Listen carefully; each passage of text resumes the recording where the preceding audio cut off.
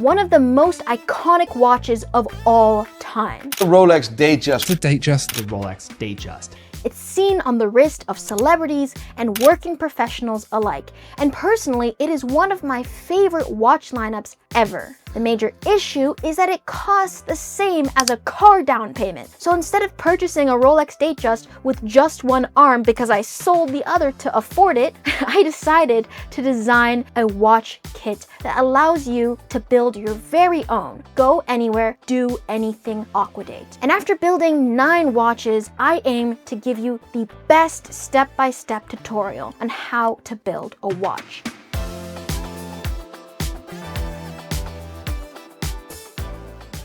And as a bonus for you all, I will be comparing this watch kit to what you can build on AliExpress. These are all the watch parts, and it's powered by the workhorse NH35, and it has a GS Navy Blue Awati dial. It has a solid stainless steel case with a fluted bezel and a sapphire crystal, and it has an oyster style bracelet. And if you assemble this all correctly, you should get 100 meters of water resistance, which is pretty good for a Gata watch. And if you are a complete beginner without any tools, you can also purchase this kit with the complete tool set to build this watch. I'm using this movement holder that I got for $3 on AliExpress. I'd recommend purchasing a movement holder because it keeps the movement in place. I'm placing the dial on top of the movement to see where the extra feet are so I can remove them with my tweezers. I use gloves instead of finger cuts because I find them more comfortable. My pro tip is to watch a tutorial before you do something because you might break a component even if you think you know how to do it. Make sure the dial is flush with the movement and slowly adjust the time to 12 AM so you can apply the hands. These are the baton hands, and I added some Rodico to the edge of the wooden dial so I could pick the hands up. I couldn't find this information on the internet, so I hope it's helpful. The black end of the pusher is for the hour hand, the white end is for the minute hand, and the red end is for the seconds hand. The pushers are calibrated so that when you fully press down, it does not go any lower than the optimal height for each hand. So here I'm just repeating the same process but with the minute hand. After the installation of each hand, make sure to wind the crown to ensure that the hands don't interfere with each other. The only hand you really need to be worried about is the seconds hand, as a lot of beginner watches don't have them purely because they weren't properly installed. So my first trick is just to be at eye level with the movement. My second is just to be very cautious because it is way easier to break than you think. My pro tip is to rest the seconds hand pusher on the pinion before you actually install it and kind of wiggle it around to make sure it's not going to come off. And this is how you know that the seconds hand is truly on top of the hole. Press the crown back in and make sure that the seconds hand is running. Use your case back remover to get access to the inside of the case. Pro tip, keep the case face down so that no dust gets into it. So this is kind of a difficult maneuver, but you need to grab the movement and then use a cylindrical piece of metal to press a black button on the back and then pull out the crown. So here I'm just putting the movement on a foam piece so that when I put the case on top, I can press the back into it, without damaging the movement, of course. So now I'm loosely screwing in the back of the case so I can cut the crown stem. Personally, I just use wire cutters. There's a lot of trial and error involved. Just make sure that you don't cut too much of the stem, because you can always cut more, but you can't undo a cut. So once it's perfectly sized, then you can add some Loctite to the stem and the crown so that they stick together. Just make sure to let it dry for 10 minutes. So now I'm adding some lubricant to the O-ring to reinforce its water resistance. Screw in the case back and make sure that all the functions on the watch work. Size your bracelet and attach it. And after all that hard work, you have a watch.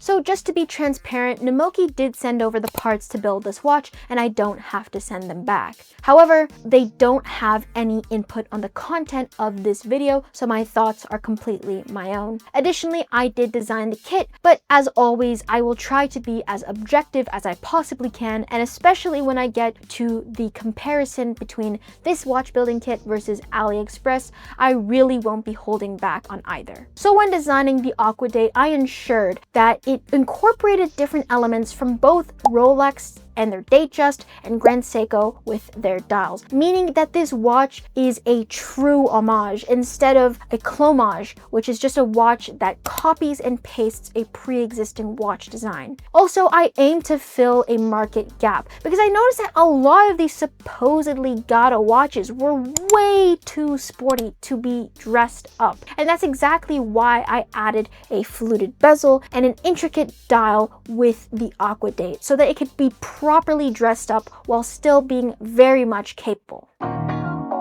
If you are enjoying this video, I would highly recommend hitting that like and subscribe button and ding that notifications bell to get notified on the latest videos on Time Ticker. But seriously, it really does help out the channel and it is completely free to do. Thank you so much. And also, if you are at all interested in the watch kit or just want to peruse through Namoki mods, I would highly recommend using the discount code TIMETICKER5 or TIMETICKER10 at checkout to get up to 10% off your purchase. These promo codes are specially given to Time Ticker viewers. I would really appreciate it if you used it, as it really does support the channel. Now I know some of you are definitely thinking, as I did before, why in the world would I ever purchase watch parts when I could purchase a fully assembled watch for around the same price, if not less?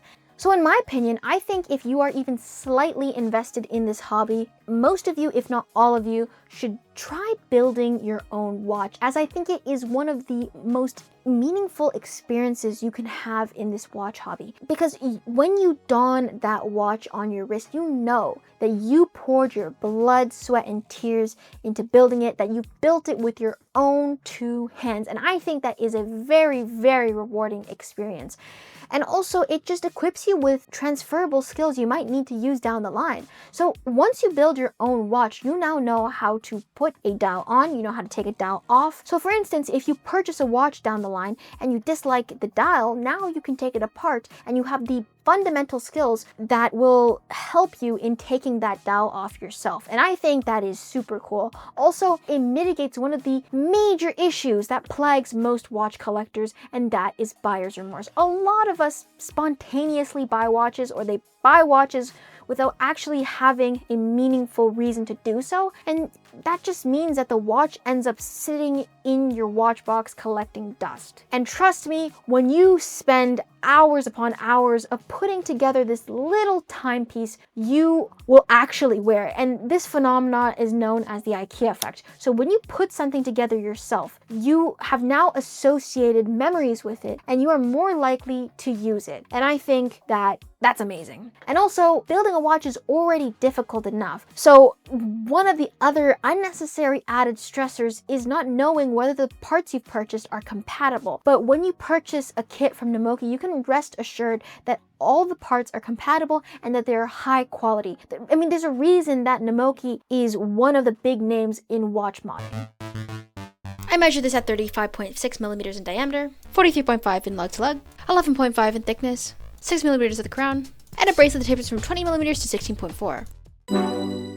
One of the most eye-catching features of this watch is most definitely the fluted bezel that adorns the rim of this crystal, as it really just exudes elegance and enhances the dressiness of this particular piece. And the top of this watch case is fully vertically brushed, with the flanks being polished. The watch case tapers inwards and slopes down to conform to the natural curvature of your wrist, whereas the modern Rolex DateJust looks a little bit slabby compared to this, if I may say so myself, because the lugs are fully polished and they kind of jut out. And personally, I do prefer the way that Namoki has done their case, as it kind of harkens back to the vintage Rolex DateJust case that looks almost identical in terms of how it kind of looks like it melts onto your wrist and tapers inward. Additionally, I'm just not a huge fan of polished lugs.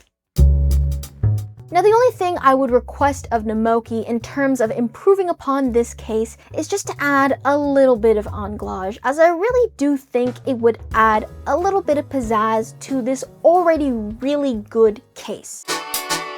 So when you look at this watch, you will notice the familiar sharp and straightforward baton hands strike every minute with precision and refinement on this GS Iwate Navy dial. Now on the surface, this dial looks like every other Navy dial that adorns virtually every timepiece on the market right now. But the wearer, upon closer inspection, will notice that the ripples on the dial resemble the ocean's surface. Now, water has played an outsized role in the design of the AquaDate, as it has symbolically connected humanity through travel, trade, and even time. Water has pushed the industry to make their watches increasingly water resistant, and it was also used in ancient Egyptian water clocks to track this perplexing beauty that we call time. Additionally, the watch in broad daylight has tons of intricacies and complexities because you can notice the ripples on the dial,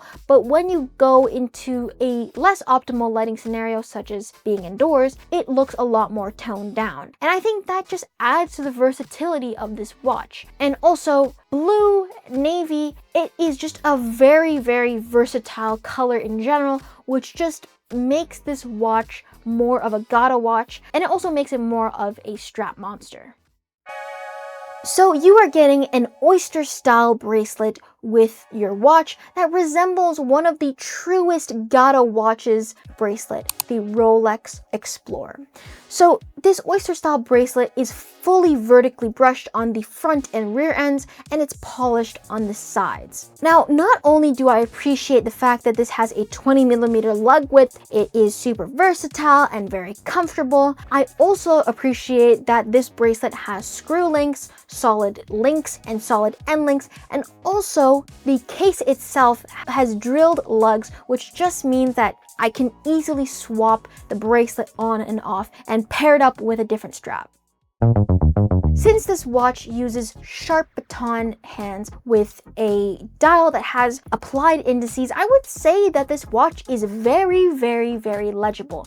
However, the major drawback in terms of legibility appears when the lights are off. So unfortunately, only the hands are lumed and the dial itself and the markers are not lumed. And now I do understand why Namoki has done this, because I do think it would kind of reduce the elegant look of the dial if there were giant white lume plots in between the markers. But I guess specifically for this build, it would be better if there was lume on the markers.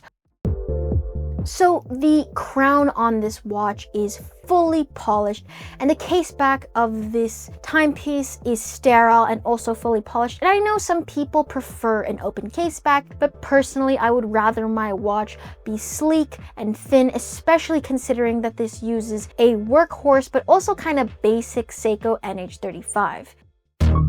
I always mention that the watch that gets the most wrist time is the watch that is the most comfortable and most versatile. And I do think that this watch checks both of those boxes, as it kind of wears similar to that of a vintage Rolex DateJust because it has almost identical proportions, which just means that it is super, super comfortable. I mean, there's a reason that the DateJust is one of the most popular watches in the entire world. It is just super comfortable because Rolex has nailed the proportions and the weight distribution. Also, because of the conservative design of this watch, it just means that this watch suits virtually any occasion just as well. This watch would suit climbing up the side of a mountain just as it would suit a wedding party. And I think it just means that it's a great addition to virtually any collection, whether you have one watch, two watches, or 100. If you are a bigger fan of the Time Ticker channel, I would highly recommend checking out the Time Ticker team membership, as you get tons of different perks such as early access to videos just like this, and you get priority response to comments, and you also get access to more frequent updates. I would really appreciate that. And also, if you are interested, I would also recommend checking out the Time Ticker merch. Oh, I hear something. There's a message. Hey, who's that? I'm not sure, but she seems super cool because she's wearing Time Ticker merch. Now you no longer have to tell anyone that you love watches. You can support the channel and you get an amazing shirt. Links will be in the description. And while I know a lot of you are thinking, let me just forgo Namoki, I'm gonna purchase watch parts off AliExpress instead. It's much cheaper anyways. Now, I will concede that AliExpress is usually cheaper than Namoki. There are some things to keep in mind. As I mentioned the issues I ran into with AliExpress watch building, I want you to keep in mind that all of these issues were not spread across multiple watch builds, but one. When the watch case arrived, I noticed that there were metallic strands hanging off the side of the case. Second of all, when I closely inspected the dial, I realized that there were a few missing minute markers between the 11 o'clock and 1 o'clock. And you can clearly see what I'm talking about in the review of that specific watch after you finish watching this video, please. Lastly, I want to mention that the hands themselves were kind of bent, so I had to bend them back into place. One of my theories as to why this happens is because AliExpress is a marketplace. It's not a single manufacturer who has their entire reputation to lose. It is just likely someone sitting in their basement who has connections with a factory owner, which means that they can open and close shop on a whim. And also, a lot of them purchase reviews, whereas Namoki is a very, very well-respected company in this watch building hobby that has to maintain very high quality standards to keep their customers happy. Fundamentally, these two things are the same, and if you are willing to take on the risks of the AliExpress watch, then by all means do so. But personally, I would caution against that, especially if you are just getting into the hobby or you don't actually know what you're looking for when you purchase different watch parts. Now it's time to answer the burning question: should you buy the kit? Now, in my opinion, I think that watch building and watch modding is one of the coolest sub-niches in this crazy world of watches. And here's my proposition. I think that you most definitely should at least try building a watch, whether that means purchasing it off Namoki Mods, purchasing it off AliExpress, or wherever you can find watch parts. And the reason being, it provides you with transferable skills you can use down the line. Secondly, it reduces the chance of you experiencing buyer's remorse. And thirdly, it will provide you with an unforgettable experience. Now, personally, as I've mentioned before, I would take the Namoki Mods route, especially if you don't want to undergo the headache that is weeding out good sellers versus not so good sellers on AliExpress, or trying to figure out if the product is actually what it claims to be. Now, with all of that said, I want to thank the Time Ticker team members so much for helping keep this channel afloat. So specifically, I want to thank Steve, Dean Woods, and new to our team, Vancia. Thank you so much for supporting this channel. I really, really appreciate it. And I appreciate you for making it to the very end of this video. I hope that this channel patina is like your favorite watch. I'll see you on another episode on the Time Ticker.